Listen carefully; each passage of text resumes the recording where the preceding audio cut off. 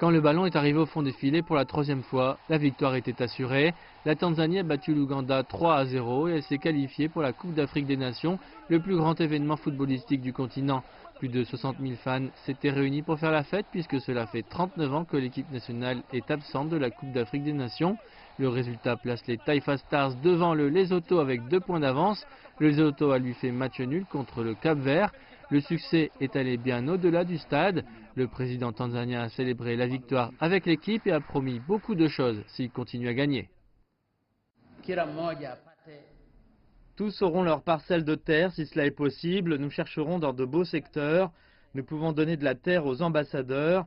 Nous devons de récompenser ces grands ambassadeurs de notre pays à travers le sport. La dernière fois que la Tanzanie s'est qualifiée pour la Coupe d'Afrique des Nations, aucun des joueurs actuels n'était né, tandis que l'entraîneur nigérien Emmanuel Amunike n'avait que 10 ans. Pour l'entraîneur Emmanuel Amunike, qui a remporté la Coupe d'Afrique des Nations avec les Super Eagles en 1994 et qui a été nommé meilleur footballeur africain cette même année, il y a encore beaucoup de travail. Nous avons franchi la première étape, mais le voyage continue. Nous devons croire en nous-mêmes, comme je dis toujours. J'ai grandi avec mon grand-père et ma grand-mère et ils disaient toujours une chose. Une route qu'un homme traverse, il ne permet pas à cette route de se fermer. Nous devons travailler dur, croire en nous-mêmes.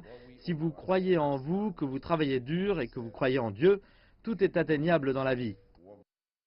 L'Ouganda, qui a terminé à la première place du groupe avec 13 points, sera également présent en Égypte. À seulement quelques mois de la Coupe, les supporters donnent des conseils à l'équipe.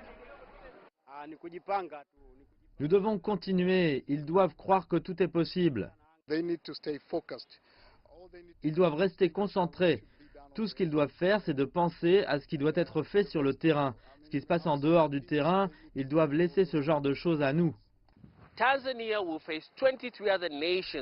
La Tanzanie sera face à 23 autres nations quand elle ira en juin en Égypte pour la Coupe d'Afrique des Nations.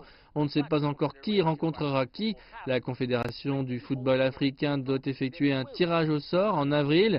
Une fois cela fait, la course pour devenir la meilleure équipe nationale du continent sera lancée.